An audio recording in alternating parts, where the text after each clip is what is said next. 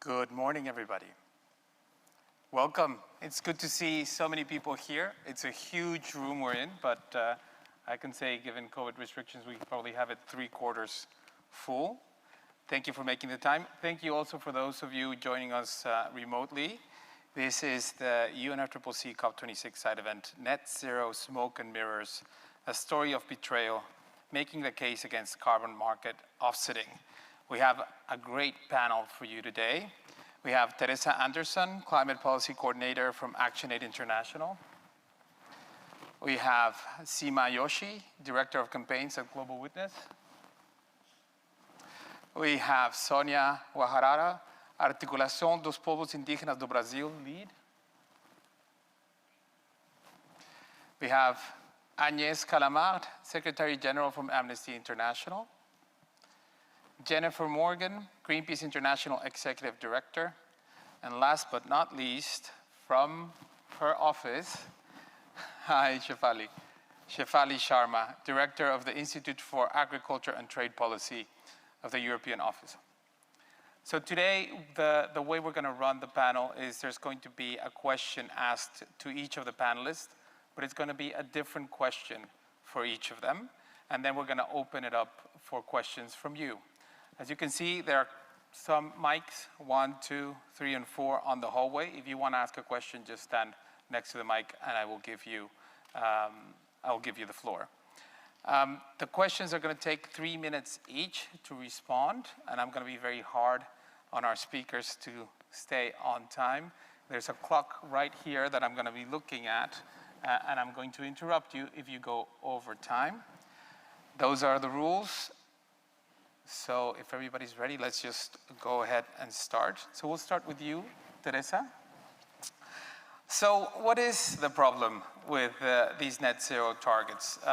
Aren't they what we need? Well, I think nobody could have missed the fact that at COP26 there's a big story going on that this will be, oh, I'll take my mask off. That this will be the net zero COP, that net zero is necessary and sufficient to get us to meet the 1.5 degree target.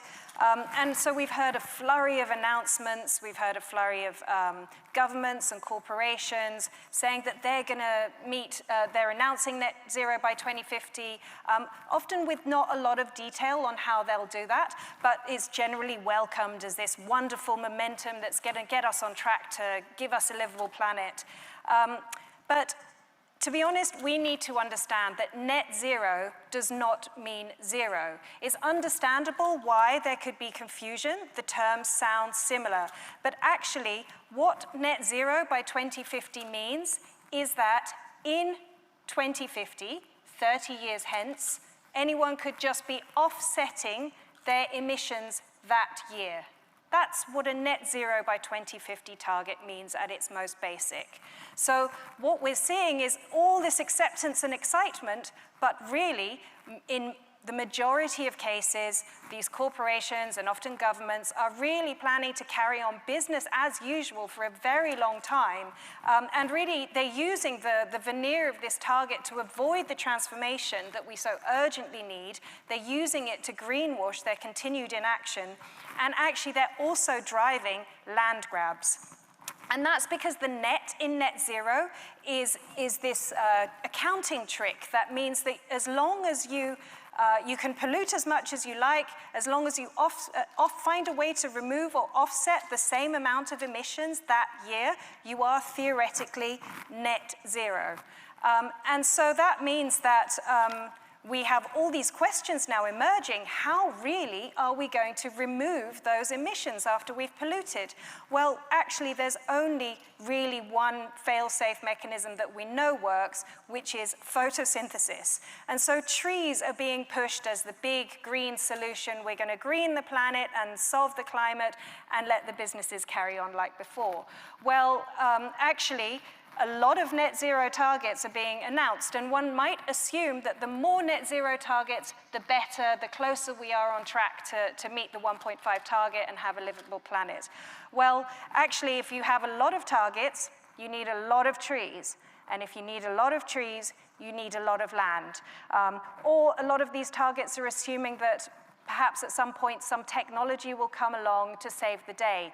But from all we can tell so far, that these technologies really are never going to work at scale, and we certainly can't bank on them. To give you an idea of how much land could be needed to solve this, to address these targets, we would be talking about, look at Shell, for example. Dutch company Shell, for their net zero by 2050 target, they showed the numbers of offsetting that they were planning to do in 2030, and we calculated that they would need land 3 times the size of the Netherlands just to meet their 2030 target on their pathway to 2050. And if you consider all the other fossil companies and all the thousands of governments and corporations out there that have made net zero targets, it's clear there is not enough land on the planet to offset all this continued pollution. There really is no alternative to systemic change to bring emissions down to real zero. Another factor that we need to take into account is, and sorry if this gets a wee bit technical here, but yeah, no, that's fine. Is that we have a planet with trees and ecosystems, and the amount of trees that we have on the planet can only really compensate for other trees that have been cut down, right? But right now we're trying to bring up all these emissions from all these fossil fuels from underground and add them to the atmosphere. Now, to be honest, we have to understand that the terrestrial, all the biodiversity on the planet cannot compensate for all the emissions that have been stored underground. So it's a myth that we can offset for all the fossil fuels. Offsetting for trees can only really compensate, if that, for deforestation. And so yes, we need to protect and restore biodiverse ecosystems, but it cannot be done as a means to allow fossil fuels. So we have a choice, either the 1.5 degree goal or carbon offsets. We cannot have both because carbon markets and offsetting are going to blow a hole in the 1.5 target, and we need to understand that. Thank you, Teresa. Thank you for framing it for us. And framing the conversation. I did forget something in terms of process. Each of the speakers is going to get 2 questions. So we're going to go back to Teresa. So each of them are going to address 2 questions, and then we'll go to you for questions. So Seema, how are companies using these net zero targets to greenwash? Yeah, it's a great question, and thank you for Teresa for really making the picture very clear.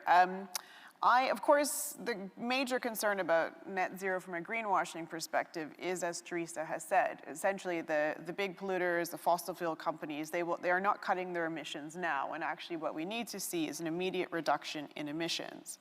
So essentially, when we have conversations that are centering around net zero, the concern is that this is a form of delayism, and delayism is, in fact, the modern day form of denialism, which we actually had in the 1980s. So basically, as Teresa has laid out, we're delaying action.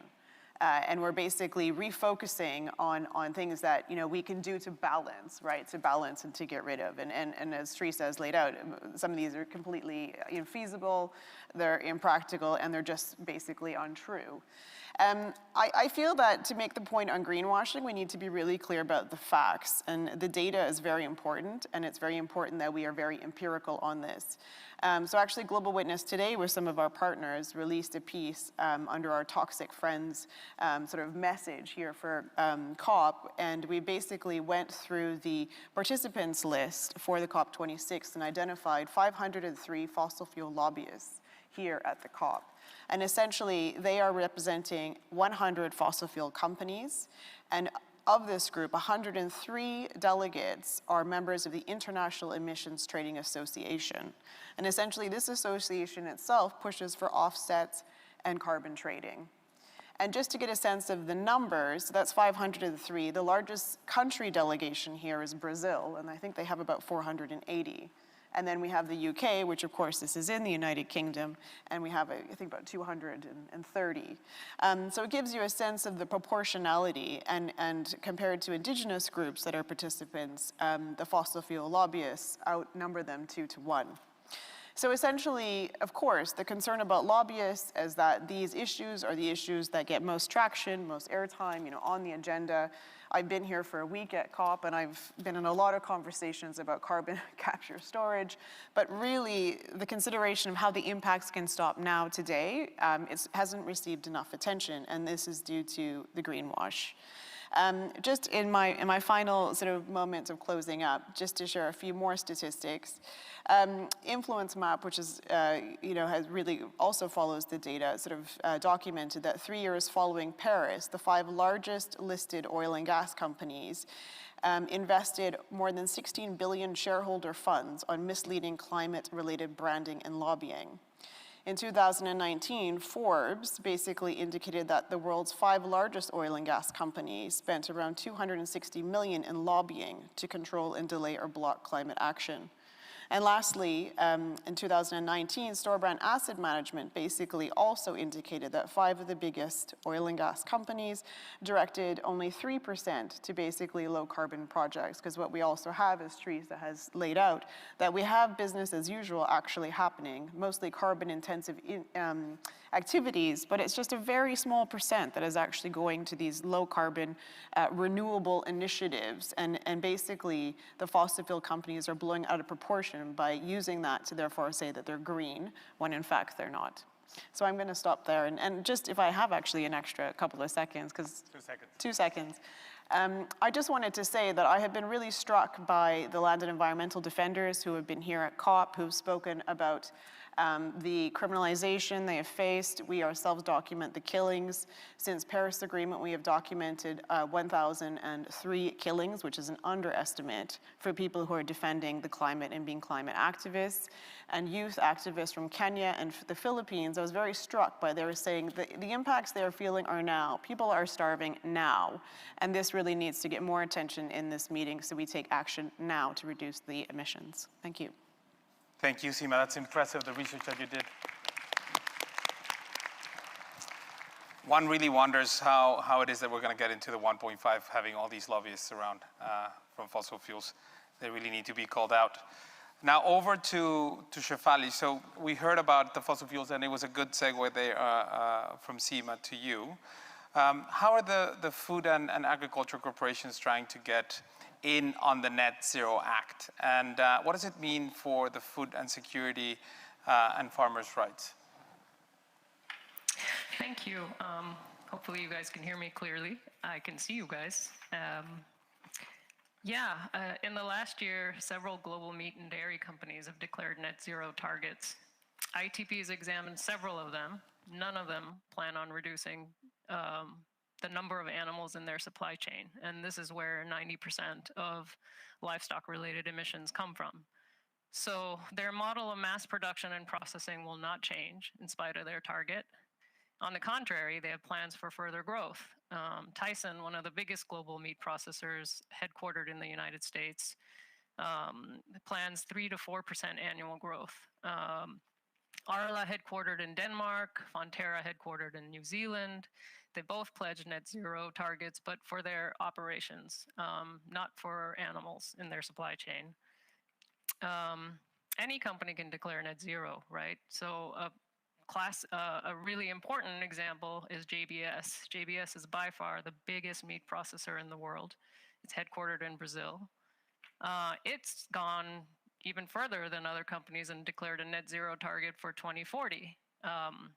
Should we believe JBS? JBS was given the biggest fine in Brazilian history for bribing over 1,900 officials across 3 administrations over a decade. Its CEOs were jailed a few years ago. It has been known and widely documented that cattle from their supply chain is laundered and leaked through deforested areas to so-called clean zones, clean green zones, and then labeled as, basically okay and not violating any kind of moratorium on deforestation.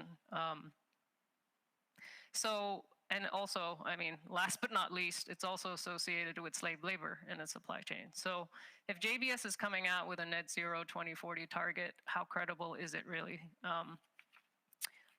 We have a forthcoming report on looking at the European companies headquartered, in Europe. And we looked in depth at 20 of their climate plans, 20 companies, and we're finding that they have several ways that they're gearing up for offsets, both within their supply chains and from land in the global south, ramping up the creation of carbon credits.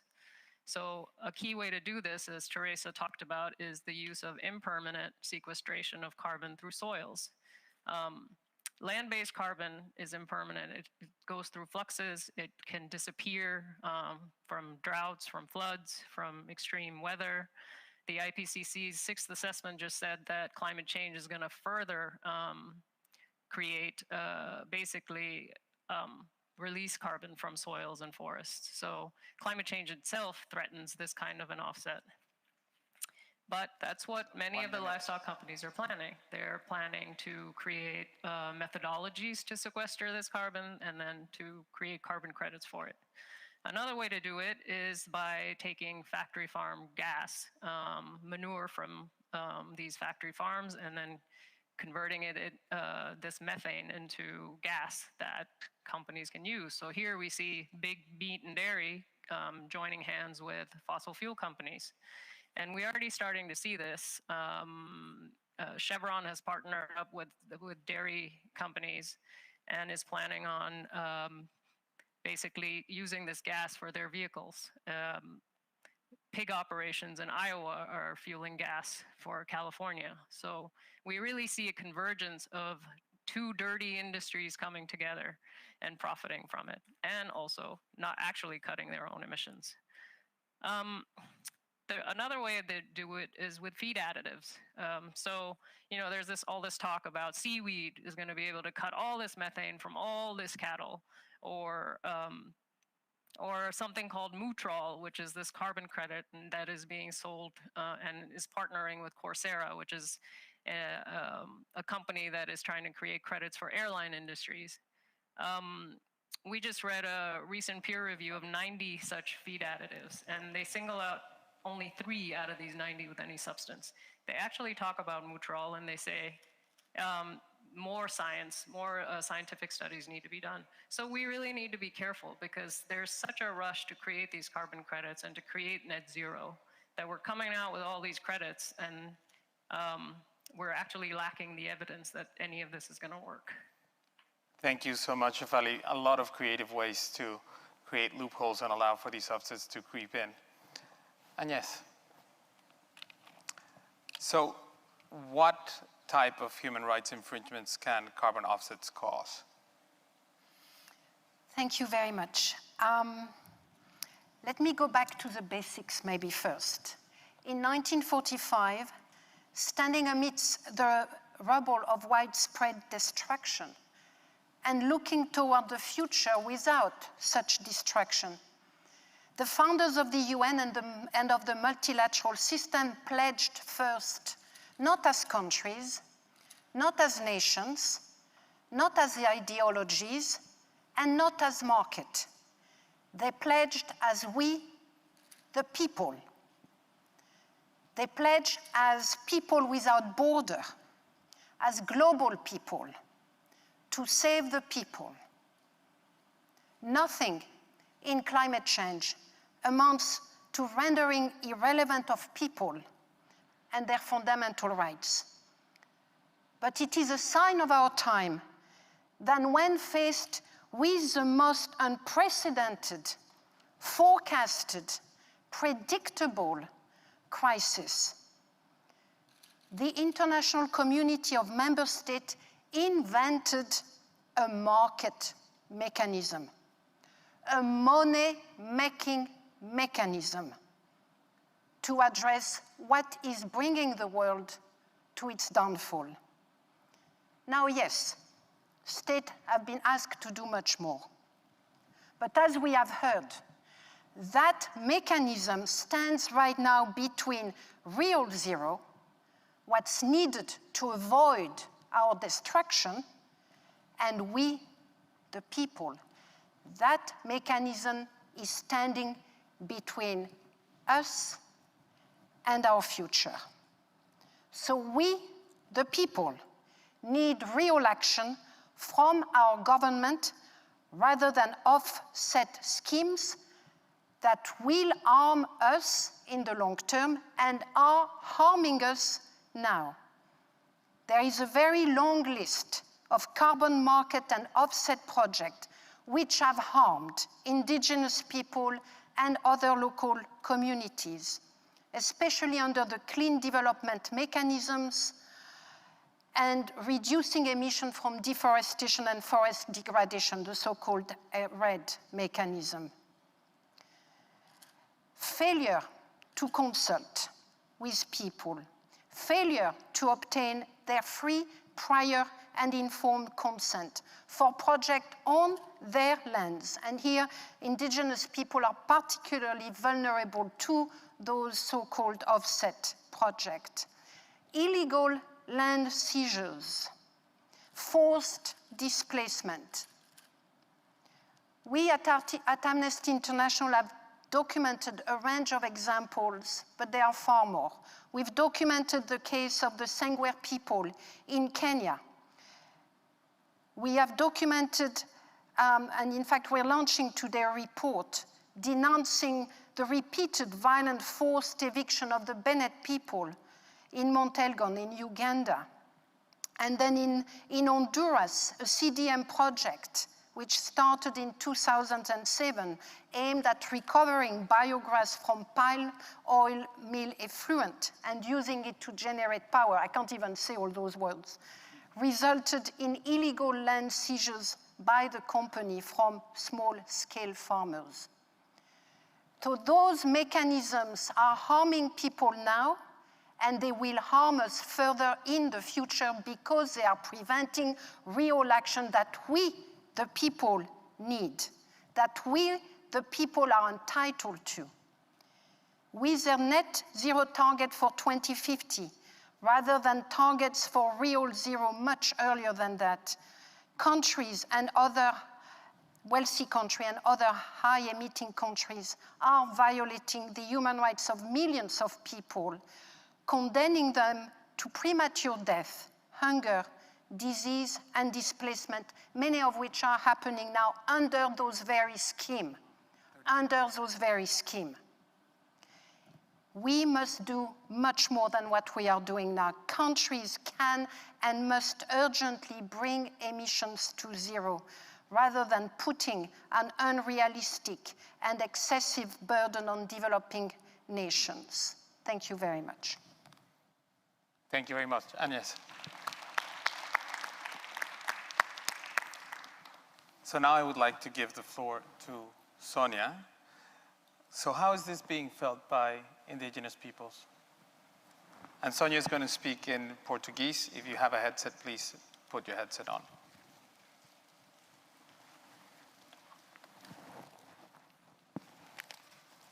Pode fazer a pergunta? Sim. Ele traduziu. ¿Cómo se siente este problema en los pueblos indígenas? Olá, bom dia. Eu sou a Sônia Guajajara, eu venho do Brasil e estamos aqui com a maior delegação indígena brasileira de toda a história da COP, porque para nós a emergência climática já chegou nos nossos territórios e nós estamos muito preocupados com todos esses anúncios, esses acordos que estão sendo firmados, sem considerar, sem respeitar os direitos e a participação dos povos indígenas. Já são 26 conferências do clima, né? E que acordos, que resultados efetivos nós podemos celebrar até hoje.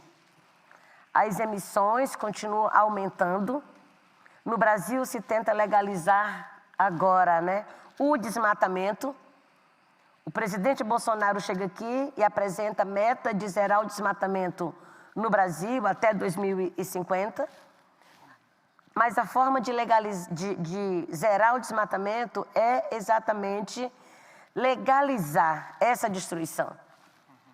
É legalizar o desmatamento, é legalizar a exploração de minério, de garimpo, né? Isso preocupa não só nós, povos indígenas, afeta não só nossos modos de vida, mas a vida no planeta.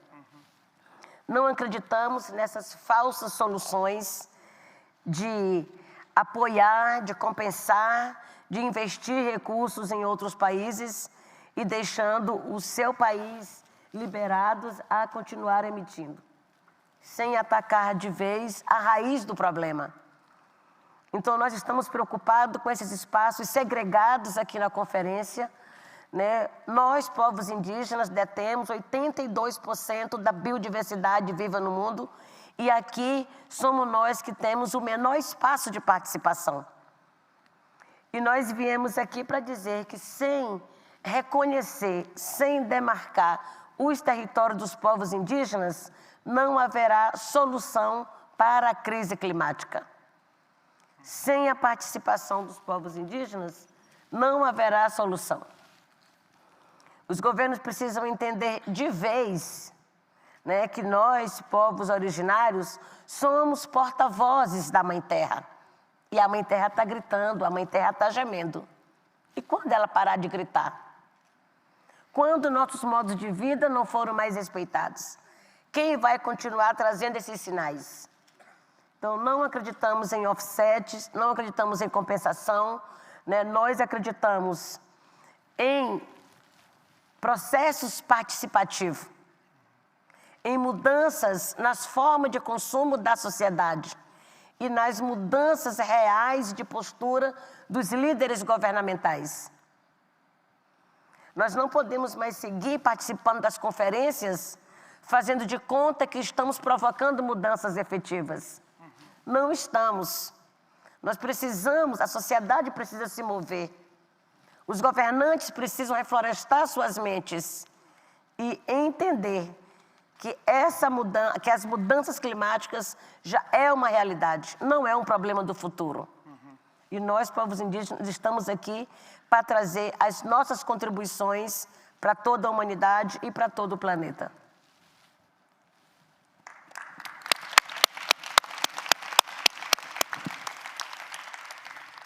Thank you, Sônia. Well, there you go. That's the call to action. And we should all feel that in our bones and show it here and giving the space to indigenous peoples and also to the most vulnerable. Jennifer, over to you. So I think I'm going to put you to task because a lot of the things that have been said are big, important issues. How are they playing out in the negotiations here in Glasgow? So how do we bring all of that into what's happening here now? Yeah, well, thank you. I mean, first of all, I just want to say how honored I am to be on this panel with such amazing indigenous and environmental and development leaders across the board, and investigative work that's happening.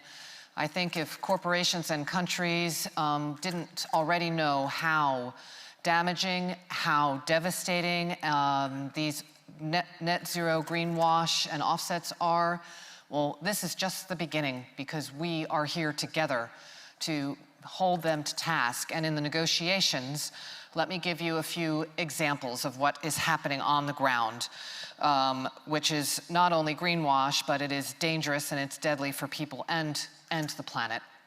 First of all, I'll give you an example of Australia. So Australia has a net zero goal, and they are counting on major offsets to meet that goal. The Morrison government plan relies on offsets for up to 20% of emission reductions, but there's little detail there, and we can only guess who's going to purchase those offsets.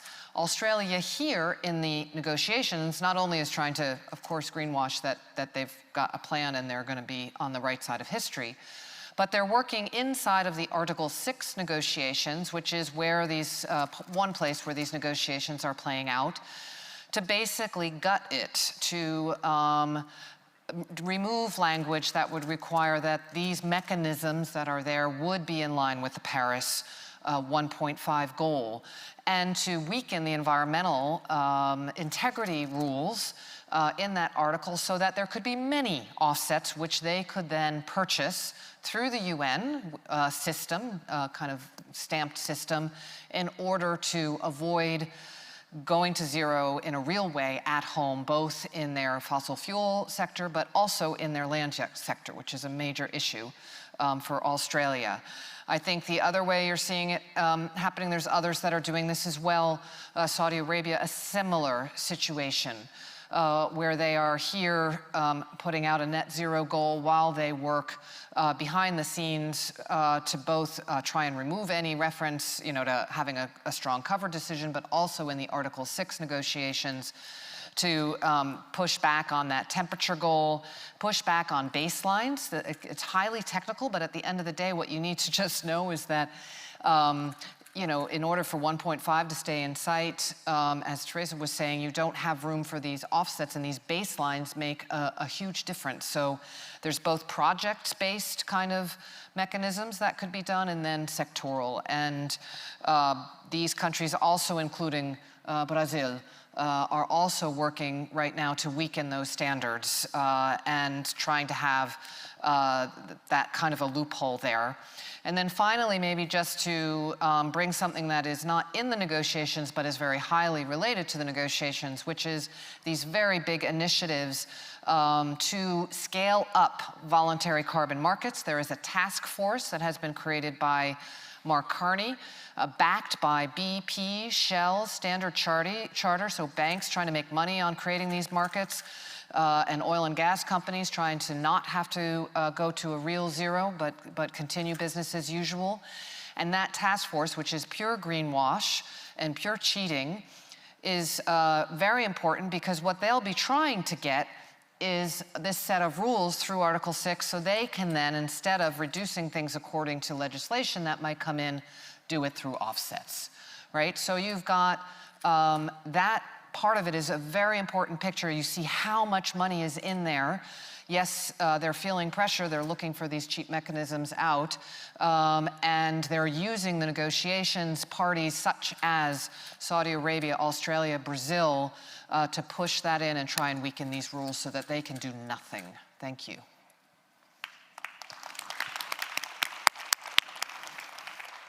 There you have it. So if you were wondering who to watch to see why these negotiations are not moving forward, I think Jennifer was very clear. So we've talked about the problems in the first round of questions, and we're going to move into the solutions, into where is the action that we need to take moving forward. I'm going to ask the speakers to be extra careful with the time, otherwise we're not going to have time for questions. So we need to do it even shorter than we did the first round. And we're going to go back this way. So Agnès. I'll give you a second there to find it. Okay, I think you have. So we say we probably need more government to take action. Why is that? Well, throughout human history, whether because of the economy of slavery, the economy of colonialism, the economy of imperialism, whether facing genocide or slow onset alteration, when the action of the powerful few trample on the dignity of the many, the consequences for most of us have time and time again been just toxic and destructive. And on the occasions when the world was courageous or self-interested enough to confront those realities, which does not appear to be the case here, it returned to the basics, which I've already mentioned. People, people, people. Human dignity, human rights, universal, interdependent, indivisible. Those principles apply as well to the climate crisis. States have an obligation to respect, to protect, to fulfill the human rights of all people without distinction as to where they are from, identity, and so on and so forth. And those obligations apply inside and outside their territories. Yes, it does apply to outside their territories. States have an obligation to respect and ensure the rights of all persons upon whom they exercise some form of power or influence, upon whose right they exercise power and influence. And that is certainly the case of countries, the wealthiest countries certainly, who through their industrialization and economic model have impacted on the rights of people around the world. So under international human rights law, states have an obligation, wealthy state, powerful state, have an obligation to respect and the right and protect the right of people around the world and to mitigate whatever harm they are creating or have created. In addition, they have obligations of a global character which are set out in the Charter of the United Nations to take action separately and jointly through international cooperation to realize human rights universally. It's the obligation of cooperation, which includes a duty to avoid conduct that would risk impairing the human rights of people outside the state's border. So the human rights perspective does very well highlight and demonstrate the scope and the extent of the obligations of state in the context of what we are confronting now, which is a very current, it's already happening, and it's increasing, global climate crisis. They must, of course, reduce global warming to a minimum. They need to quickly phase out emission rather than relying on offsetting and carbon removal mechanisms. They need to phase out fossil fuel on an urgent basis. But they also need to do something that is much more traditional human rights work. They must take action to protect human rights defenders around the world who are on the front line of raising those issues and bringing those issues to our attention. They must contribute to ensuring participation of all communities whose lands are impacting by any kind of actions. They must take all action necessary to ensure that the rights of the frontline communities are respected and protected, and that includes with regard to the right to life, the right to food, the right to water, the right to health. So there are long range of actions that states need to take. It's very clear that we can have human rights protection, that we can have human rights respect, or that we can have protection of fossil fuel interest. But we cannot have both at the same time. There you go. So governments have to choose.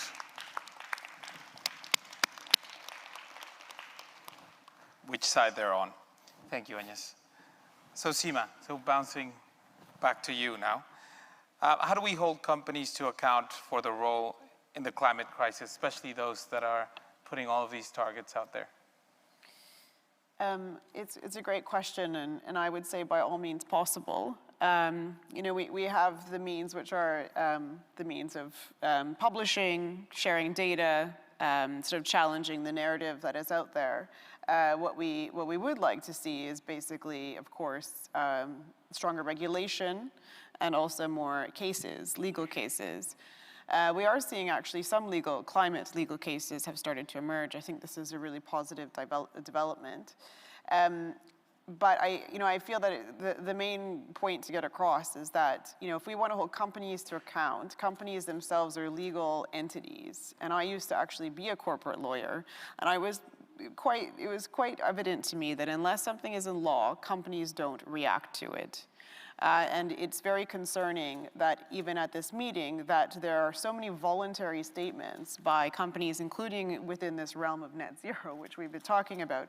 It doesn't mean that people are bad in companies. It means that company is a legal entity that will respond to legal constraints.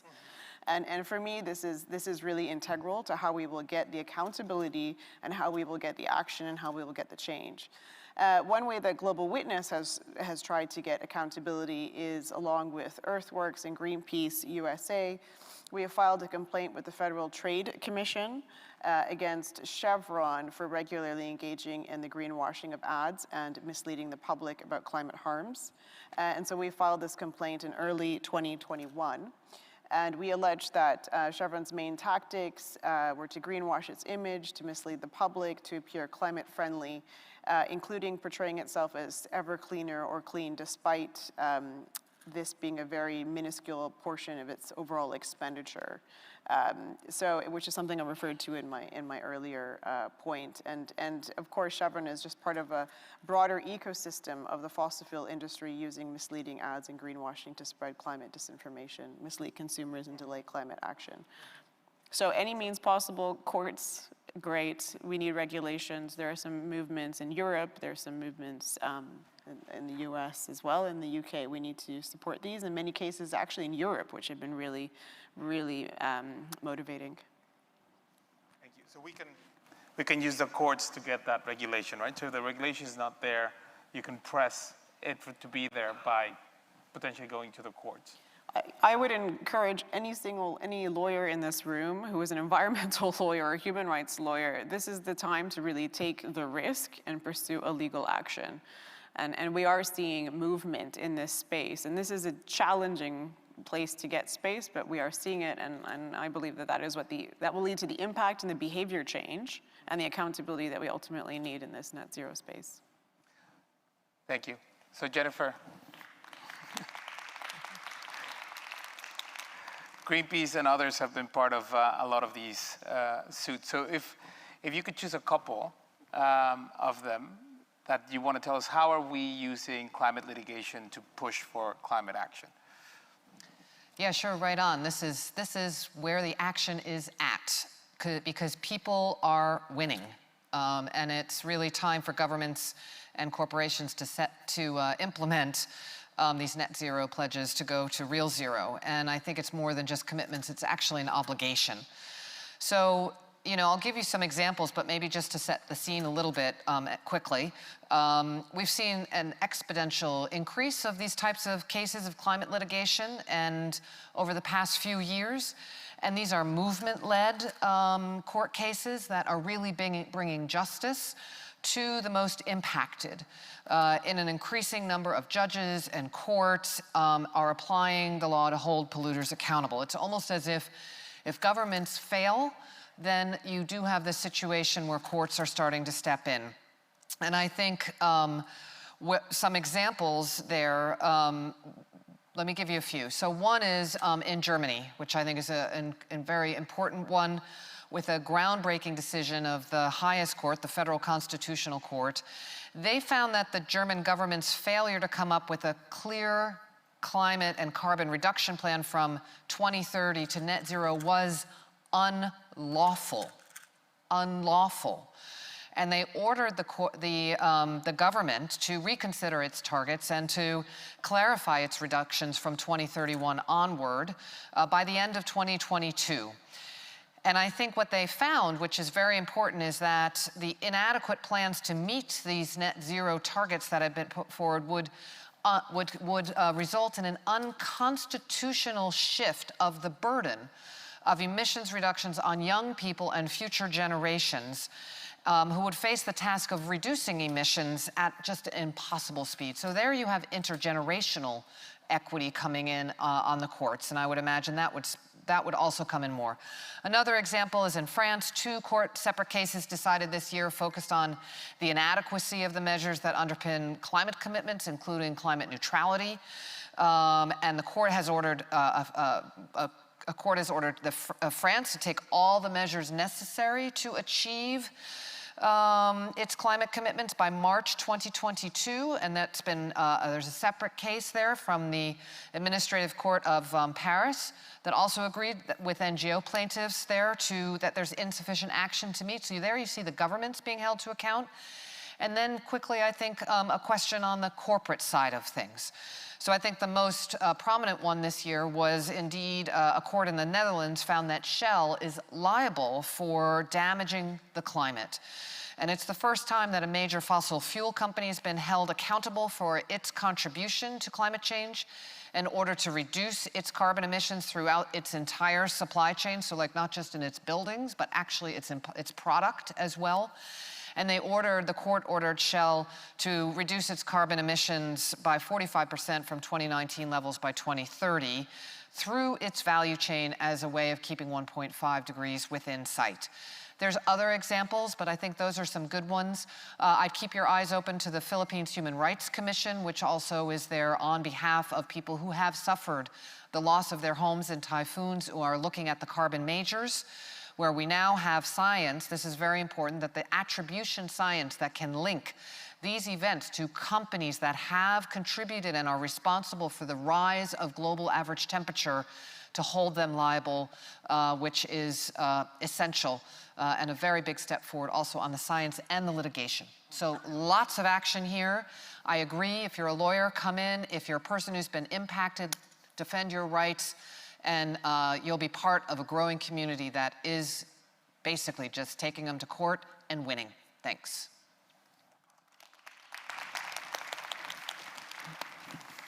There you have it. So take them to court, sue them. Shefali, glad to have you back. We missed you there for a bit. So if governments took climate change seriously, what would agribusiness look like? Well, let me echo what Seema said. One of the first steps that governments need to take on agribusiness is to regulate agribusiness emissions. Nitrous oxide and methane are several orders of magnitude higher in potency as greenhouse gases than CO2, and yet we have virtually no regulations for agribusiness to rein these emissions down. There is public scrutiny on fossil fuel carbon majors, but there is not even a fraction of that kind of scrutiny on the meat and dairy majors. It's starting. There is a greater discussion about livestock emissions, but I think that there isn't that much scrutiny on the companies themselves, and they're the ones that are driving this kind of model, destructive model, this kind of production. Often the conversation is pitted with consumers. If only consumers consumed less meat and dairy, or producers, these farmers are so terrible, they get all these subsidies. But we don't talk about the actual companies that are extremely powerful that drive this model. And so we need regulations to internalize these costs by these companies so that these costs aren't offset onto producers and for producers to bear all the risks.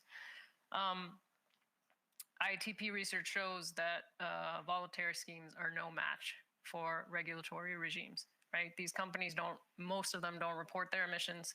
Those that do, they pick and choose what emissions they're going to report. They set their own baselines. Most don't cut their livestock emissions or have plans to reduce them with any seriousness. So these voluntary schemes are complete failures. And we need regulation. We need citizens to wake up and demand that their governments start regulating these companies. The complementary piece of that is that public policy and public finance must support this transition to agroecology and help farmers with a just transition.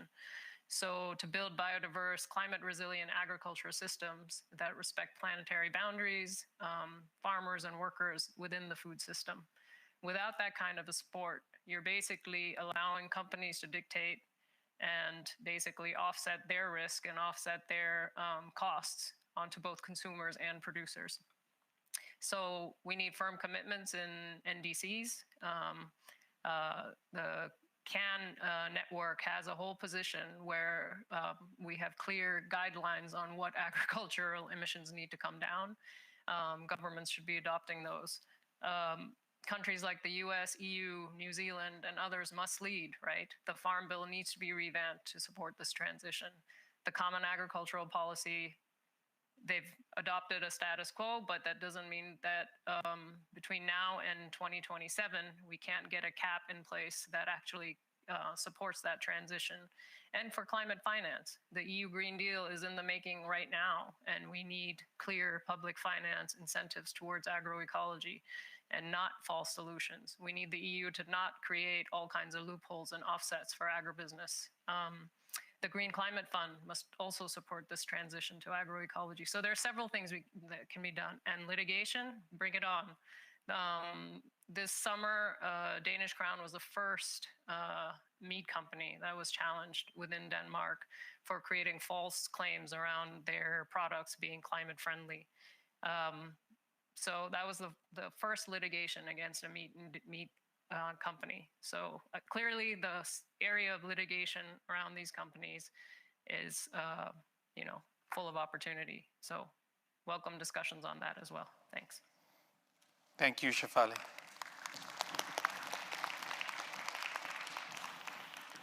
Sônia. So we've heard about regulation, we heard about climate litigation, we also heard that these false solutions don't work. What kind of other solutions could be provided to improve ecosystem protection and build ecosystem restoration?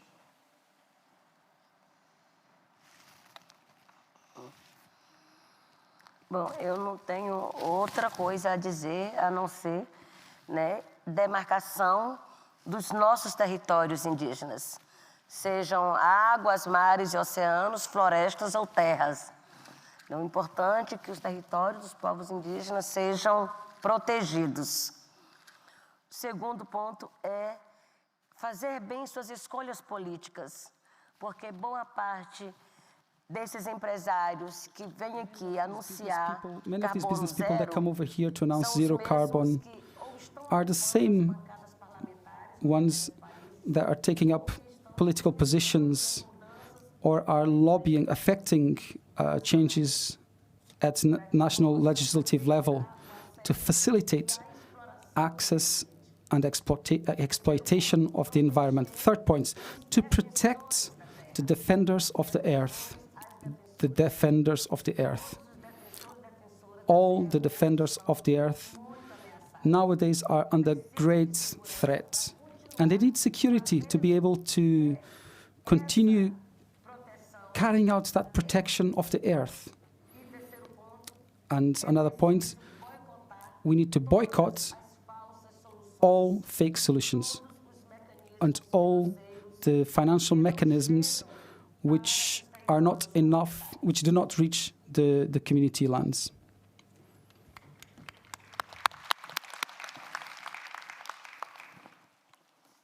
Obrigado, Sônia. It was very, very clear. You saw it there. No false solutions, demarcation of territories, and empower indigenous peoples. So Teresa, you're the last one. You're going to bring it home for us in 2 minutes? Yeah? So what kind of action is needed to make us stay under the 1.5 degrees threshold?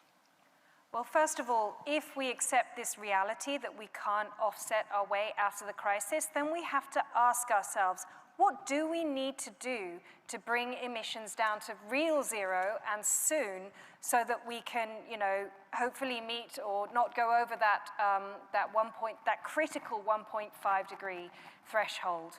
And to do that, we're going to have to do the really, really hard work of transforming, I mean, really deeply transforming our energy systems, our agriculture systems, our housing, our construction, our transport, our industry, our economic systems. We've got a lot of work to do, and for some reason after 26 COPs, we still haven't really begun.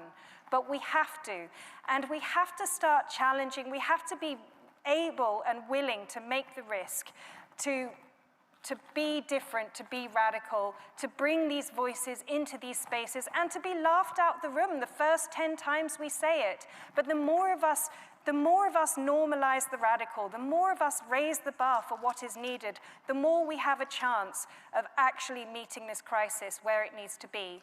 Because unless we do this, you know, we don't really have a chance, and we need to do the math and understand that.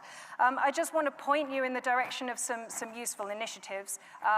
First of all, just to say that there's the great initiative to call for a phase out of fossil fuels, so the Fossil Fuel Non-Proliferation Treaty. If you're not aware of it, please check it out. Please support and join that mobilization. There's also a brilliant campaign for a European Citizens Initiative. Anyone in Europe can sign this campaign demanding a ban on fossil fuel advertising, because that is a real part of this net zero problem. And lastly, please do check out a call that was made at the beginning of this COP by 750 organizations calling for real solutions, not net zero, because there's a lot of great momentum and passion in that we can all build on together. Our job is to normalize the radical, because nothing less is going to give us a chance of a livable planet. Thank you.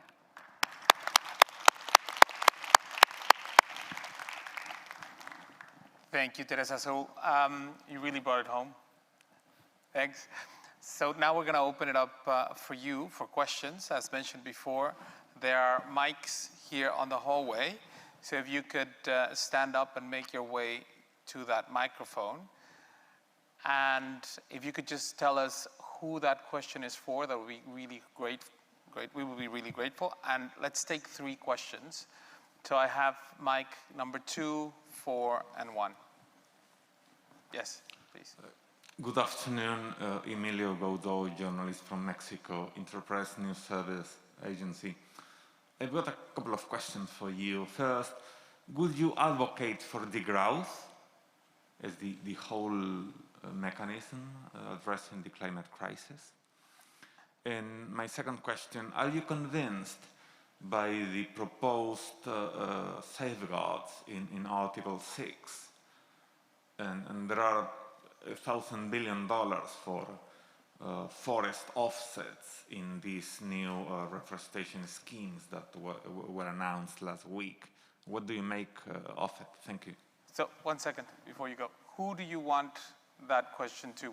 We're not going to be able to have everybody answer all the questions. So if you choose. Well, for the first one, I'd like to hear from Teresa and Jennifer.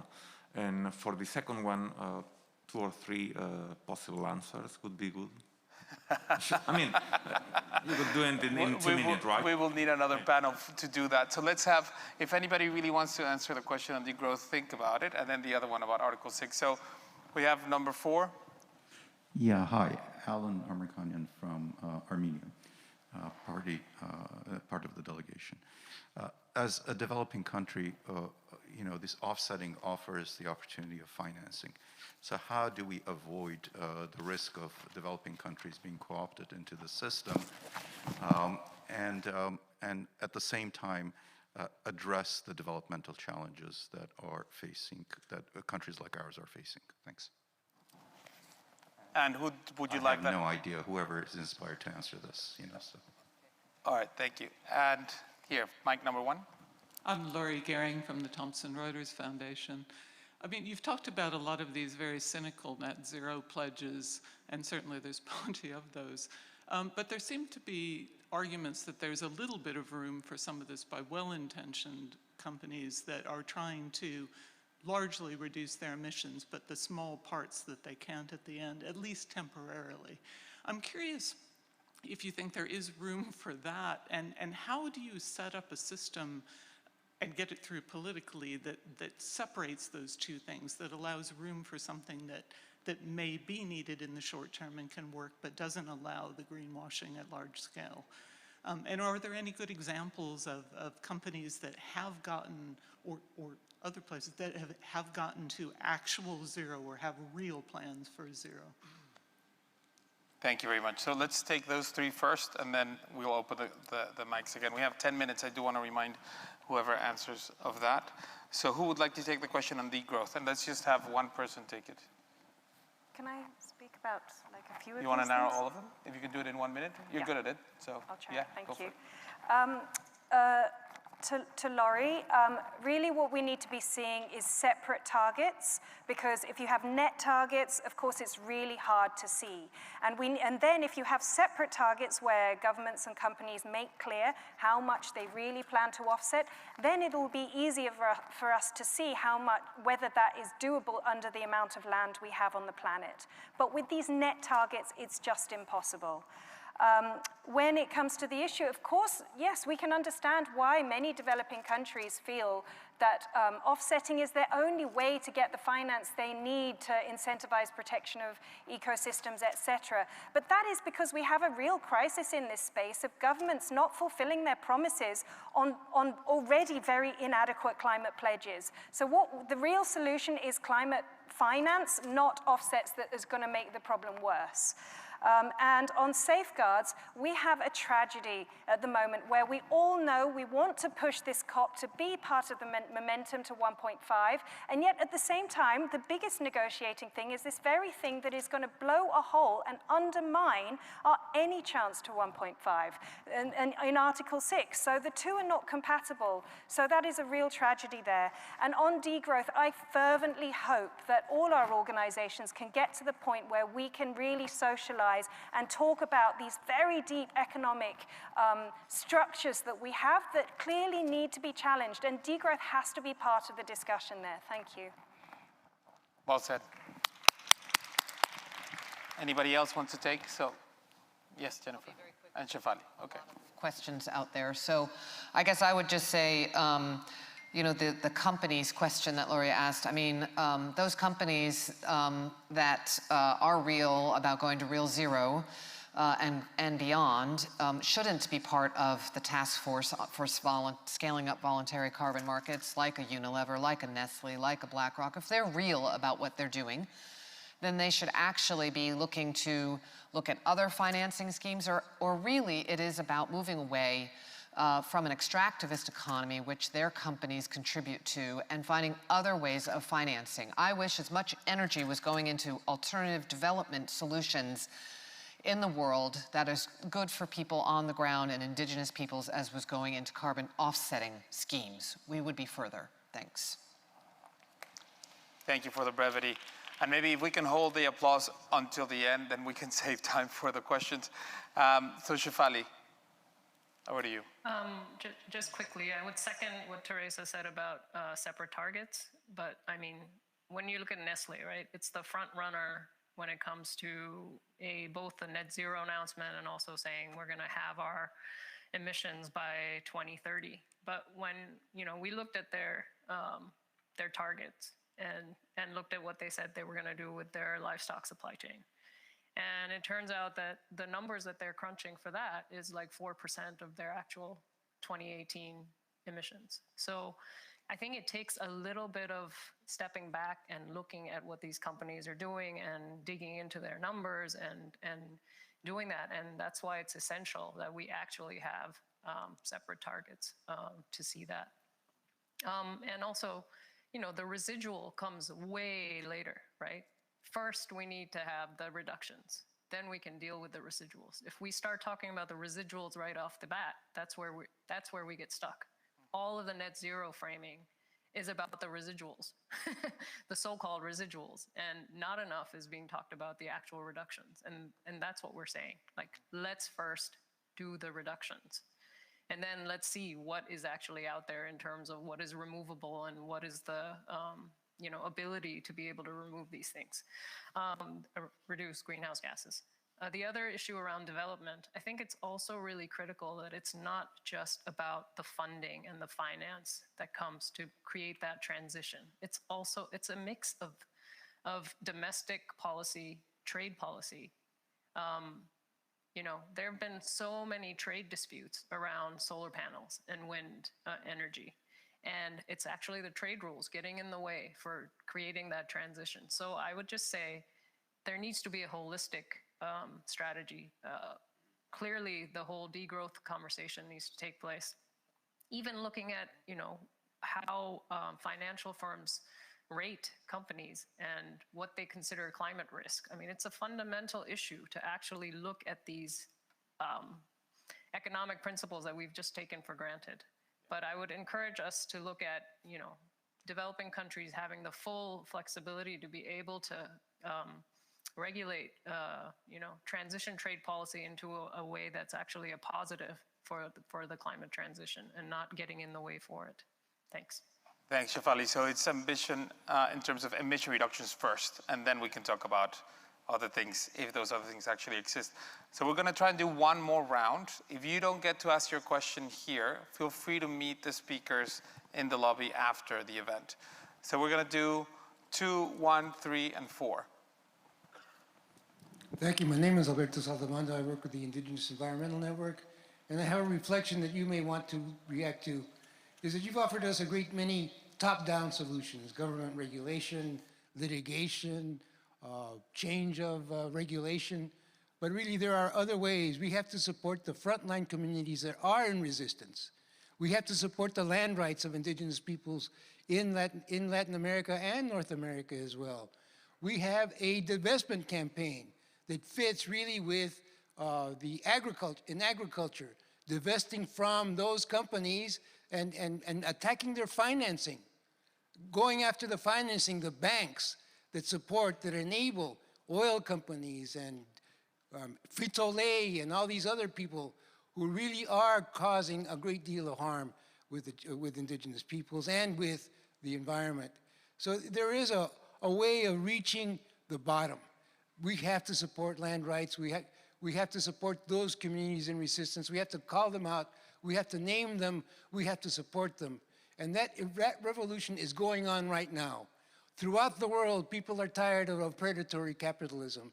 They are, in fact, lining up and resisting. And we have to support those frontline resistance. We have to find out who their predator is. We have to identify the company. We have to identify the bank. We have to identify the insurance company and go after them through their shareholder meetings, through their whatever their means of communication are, because that's where the fight is going to be even after this COP. Thank you. Thank you. So I think I was a little bit too ambitious there. So I think we're going to take reactions to that and then number one, and then I'm sorry for the rest, but we're going to get kicked out of here in 3 minutes. Okay, I'm Andrew Clark. I'm the Director of Policy at National Farmers Union here in the UK. I understand the panel's greenwash critique, but that does risk marginalising the role of farmers, individual farmers and farm businesses. Farmers across the world are growing food. They're protecting carbon in their soils. We can do more, and we must do more of both. Are we really going to ignore this potential in our concern about the greenwash critique? I can speak for UK farmers who want to make their contribution. UK farmers want to reach net zero by 2040. We want to reduce the impact of all the gases we produce, but we need a portfolio of approaches to help us do this. We need a range of solutions to reduce the impact of every kilogram of food we produce, so it's more net zero, more greenhouse friendly. Part of that portfolio has got to be a market that rewards us for the carbon that we have in our soils and the carbon that we could capture in the future. We've got to be able to do more in that. So I ask the panel, don't turn your back on farmers. Don't turn your back on the role that farmers can play in terms of capturing carbon and keeping the carbon. And I'd ask the panel, and I'm not worried about who answers it, but maybe Shefali, if you want me to ask one. How can farmers best protect the soil that we got in our soils and more carbon in the future? Thanks. Thank you. So I will give the option to 3 and 4, and then maybe the answers we take outside the auditorium. I'm sorry, but I've been given very strict measures of leaving because they have to sanitize this whole thing before the next side event. So 3 and 4. Hello. Can I ask in Portuguese? Sônia, the question is to you. We have been seeing a lot people talking about politics, about governments in Brazil. But I think revolution in Brazil, it's a revolution for knowledge, for the society, not a revolution for politics. We see that Brazil has a lot of territorial areas, and this is a huge problem in Brazil that is being seen by the government. The Brazilian government spends a fortune today for conserving these areas, and they are there, stopped. Nothing is being done in these areas. And my suggestion is, with knowledge we have today, why are we not proposing productive areas, transform these conservation areas in areas to produce food I have a spirulina company in the Amazon, and we have an Olympic pool, and we produce equivalent of 700 cows. And I think society has to propose the revolution. And of course, the government has to support it somehow. And that's what I wanted to say. And I respect Sônia when she says, how are we going to propose to the world? How can we produce food and produce regenerative agriculture? Thank you. And we have 5 seconds for the last question and then the clapping. Wayburn with the Pacific Forest Trust. This was for Teresa. Clearly, we recognize that forest loss and degradation is a huge source of CO2 emissions. Are you suggesting that we have a cap in the forest sector and a cap in the agricultural sector, and in only those sectors we reduce emissions and reabsorb the CO2 that has been lost? And if it is not through offsets, and I totally agree with you about the variability of offsets, what is the mechanism that we pull the CO2 that has come from forests back out of the atmosphere and put it back into forests where it belongs? Well, thank you everybody for coming. As I mentioned before, if you have more questions, the speakers will be around outside for a little bit.